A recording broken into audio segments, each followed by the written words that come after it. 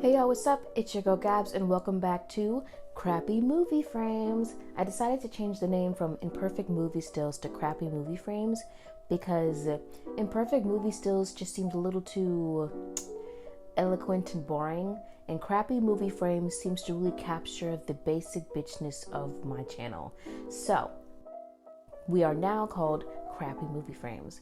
With that being said, let's go ahead and talk about the movie we're going to be drawing today. We're going to be talking about the film Us by Jordan Peele that came out in 2019. I saw this movie in theaters with a group of friends, and I gotta say, I'm not a fan. I watched it, and I remember watching it and just being really, I don't know, like I have this tendency, I went to school for film. I was a film major at the University of Rochester, and ever since I was in college, it just really makes it difficult for me to watch a movie without just analyzing every single aspect of it. I really enjoy it when a movie is able to take me out of that analytical mode and I can just enjoy the film for what it is. And for Us, I was just constantly kind of analyzing what was going on. I'm gonna have spoilers, so if you're not interested in spoilers, then you shouldn't watch this. But also, I haven't seen the movie in over a year, so it's not like I remember too much. But what I do remember is that I didn't like it. I thought there were a lot of dumb ass things in the movie, things that just seemed slightly nonsensical and relatively pointless. There are so many videos on YouTube about the hidden meaning of Us and theories about the movie Us, and I just am just so uninterested. And I remember having conversations with people who did enjoy the movie. We actually didn't really go into it because people don't like to talk to me about movies because I can be a bit much. But one of my arguments that people can understand is that I don't like it when I watch a movie and I have to go outside of the movie to understand what happened.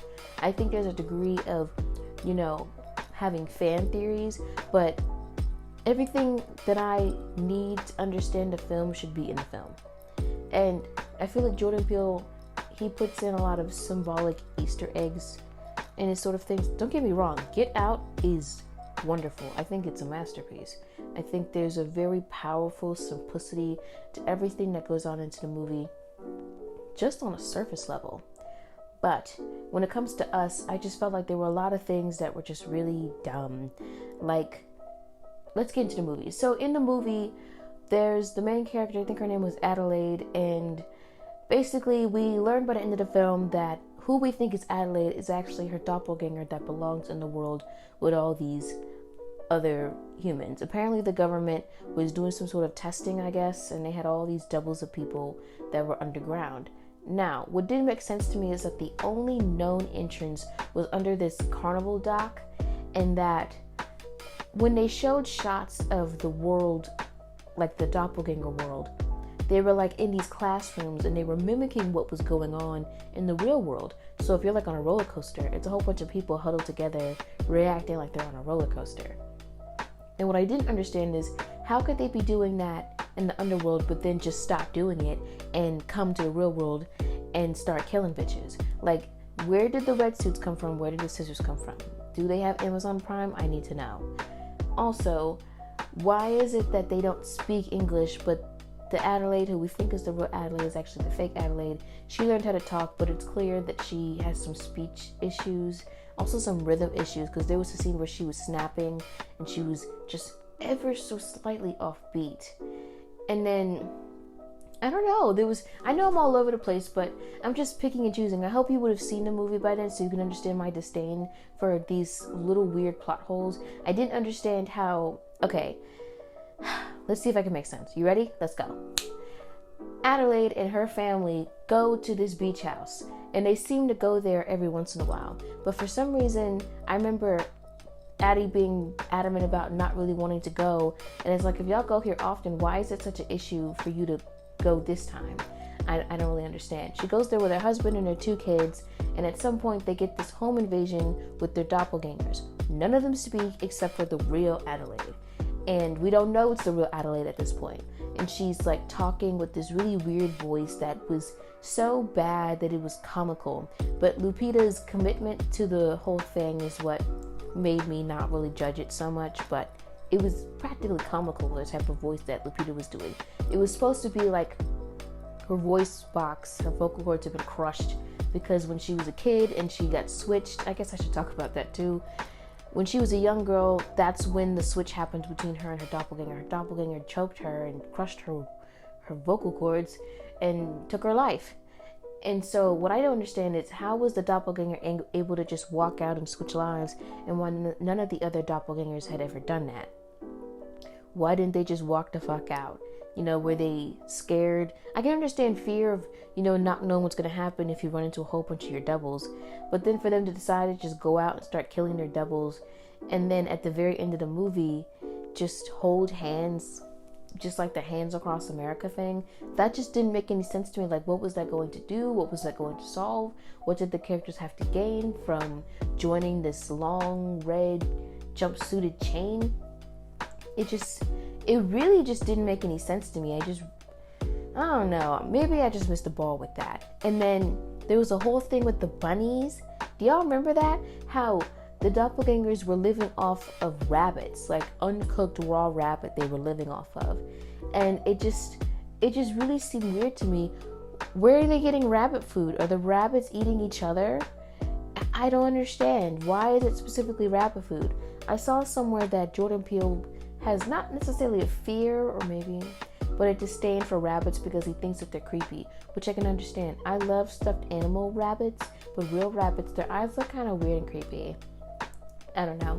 But it was just a lot of these weird things that just really didn't make any sense to me. Why come above and kill everybody when all these people that you're made to look just like have absolutely nothing to do with the reason why you're kept underground? Why the fuck would the government just abandon a project of a whole bunch of doppelganger-ass people and not dispose of them? I mean, I know the U.S. can be sloppy, but the least they can do is exterminate all these experiments, but they didn't. And how is it that, they have these kids and they're like, I don't know. If I keep thinking about it, I just get annoyed because I keep going in circles. What was clear to me is that Jordan Peele had a very solid idea of what the second act would look like. Because the second act was the strongest part of the film. Not the first act, and damn sure not the third act. The second act. And when I mean the second act, I mean, if you don't know about like screenwriting format, typically a screenplay is written into 3 acts. Your first act usually takes up about the first 20 minutes of the film. You get your introductions, your exposition, and this is when some of the motives and desires this is when some of the motives and desires of the main characters become apparent. Your second act is really when all of your rising action and your climax and all the juicy shit, that's when all that shit happens. They have a desire, they have an objective, they want to reach it, they get an obstacle. They try reaching it again, they get another obstacle. And then, I don't know, at some point a climax happens where a revelation is revealed, an understanding is made, and now choices need to happen in order for us to make our way towards conclusion. The whole second act was dedicated to all these chase scenes that were going on. The whole family split up. They all split up because they're all being chased by their doppelganger, and then they all eventually ended up meeting up at their white friend's crib, in which their doppelgangers had murdered the shit out of them. Now, I will say that out of anything, the film was suspenseful. There was this very strong sense of suspense that I can deeply appreciate. And I understand from that perspective why certain critics were saying that Peele is the new master of suspense. And I'm like, absolutely the fuck not. It was definitely great, but I wouldn't use the word master. I really fucking wouldn't. I think it's annoying that anybody actually did. I think they dragged the hell out of it. I just don't think it was that solid of a film. I wouldn't say it's a bad film. I'm just saying I didn't like it. I didn't like it. There was just too many plot holes for me personally. I felt like it really should have been cleaned up more before they got to the shooting phase. But I think there was a very deep dedication to that second act, and Peele was not going to budge on that. Now, in terms of this drawing, this drawing, Because I haven't talked about the drawing at all, and I'm basically almost done with it. It's funny, when I sit down to draw, I always feel like it's going to be harder than it's going to be, and then it kind of is to a degree. Like, trying to figure out this fire was tough. I just kind of ended up freeballing it at some point because I didn't really know what to do. I definitely regretted these brown flecks. If you're going to get confused, just know the brown flecks that I'm adding to the fire right now is supposed to be like curves and cracks of the fire. You know, fire has a combination of red, orange, yellow, brown, mahogany, like around the curves, like outlines. I don't want to say mahogany, but you know what I mean. Or maybe you don't. Brown has a lot of warm colors, warm and vibrant colors. So that's what I was trying to do with this whole thing. I would never ever watch this movie again, but honestly, maybe I might. Not anytime soon. Let a couple years go by. I just really found it to be utterly unsatisfying and just really strange. I just didn't think it really held well compared to Get Out. Get Out really came across like a film that Peele had spent a good chunk of time really chewing out all of the details on an intellectual level.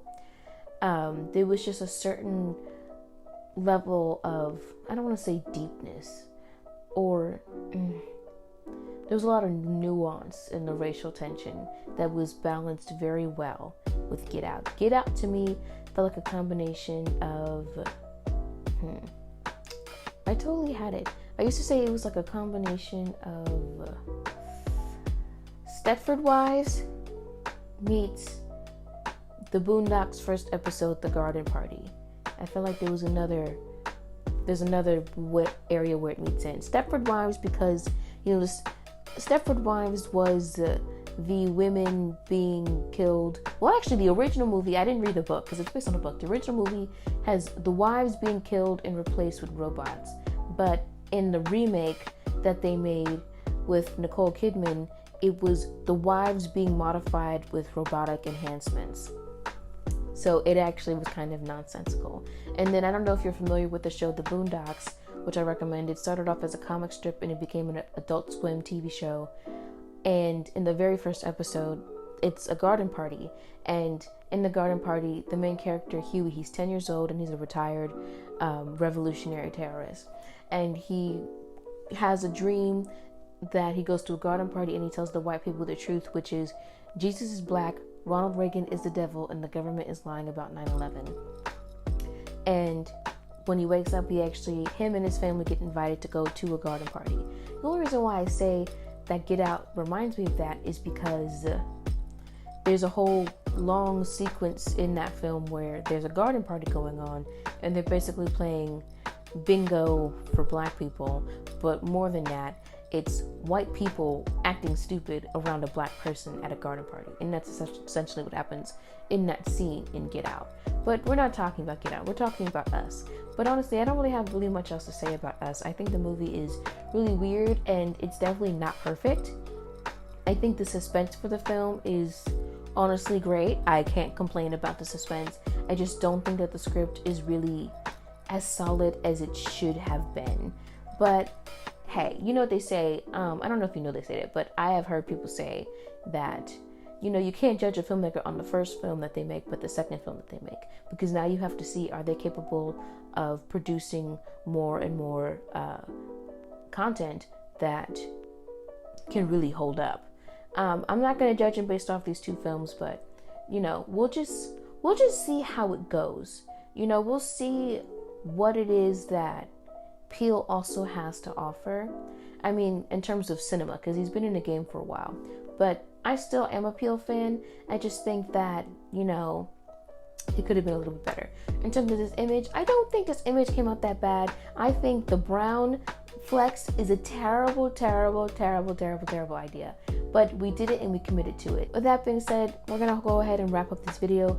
Thank you guys so much for staying all the way to the end and watching. If you like this video, please give it a like. Tell me what you think about the movie Us. And be sure to subscribe for more crappy movie frames. Until next time, peace out, y'all.